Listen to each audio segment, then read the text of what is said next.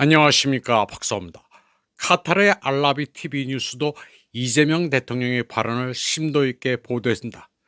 이재명 대통령은 12일 각국의 주권과 보편적인 인권은 존중돼야 하고 침략 전쟁은 부인되는 것이 우리의 헌법 정신이자 국제적 상식이라고 말했습니다.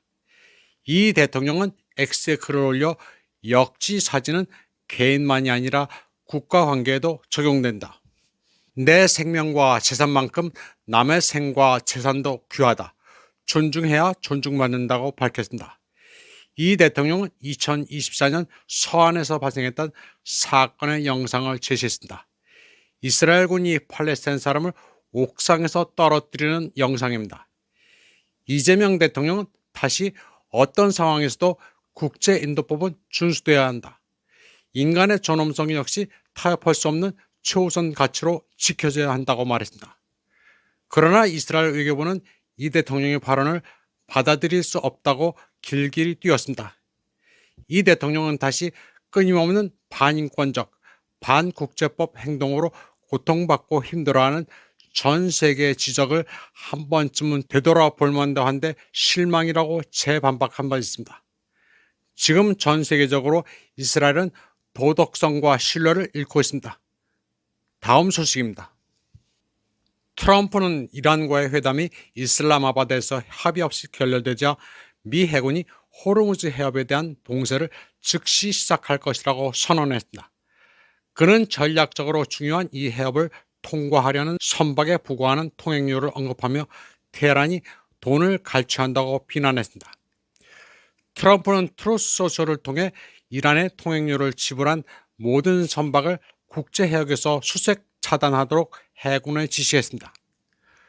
불법적으로 통행료를 지불하는 자는 누구도 공해상에서 안전하게 항해할 수 없을 것이라고 엄포를 놨습니다. 그는 또한 이번 봉쇄는 다른 국가들도 참여할 것이라고 덧붙였습니다.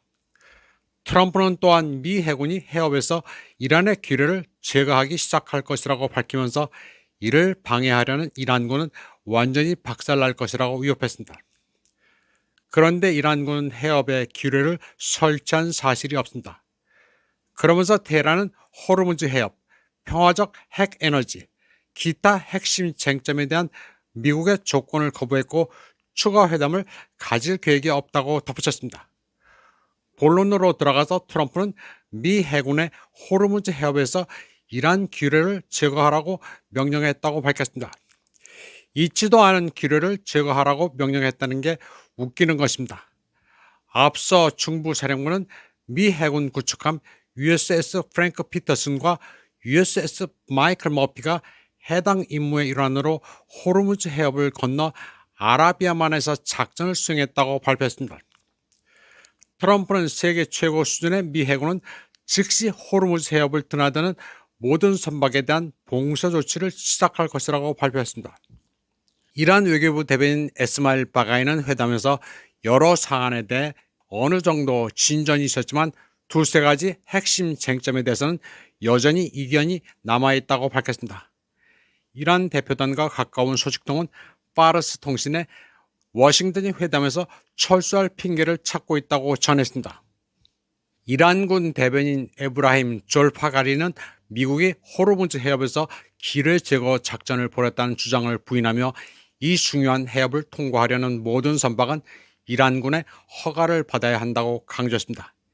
이란 매체 프레스TV는 미국 군부가 토요일 호르무즈 해협을 통해 구축함 2척을 통과시키려 한 시도는 이슬람아바드 회담에 맞춰 기획된 실패한 선전 공작으로 끝났다고 분석했습니다. 고위 군사 안보 소식통이 제공한 정보에 따르면 미 해군 구축함들은 이란 미국 회담에 영향을 미치려는 선전 작전의 일환으로 호르무즈 해협을 위험천만하게 통과하려다 거의 완전히 파괴될 뻔한 위기를 겪었습니다. 알레 버크급 구축함인 마이클 머피함과 프랭크 피터슨함은 해협을 통과하려 했지만 이란 해군에 의해 저지당하고 후퇴할 수밖에 없었습니다. 프레스TV의 조사 결과 미 해군의 시도는 재앙으로 이어질 수 있었던 매우 위험한 행동으로 드러났습니다. 이란의 순항 미사일이 무기를 조준하고 공격 드론이 배치되면서 미 해군 구축함들은 파괴되기까지 바로 직전이었습니다. 구축함들은 회항할 시간이 단 30분밖에 주어지지 않아 즉시 후퇴했습니다.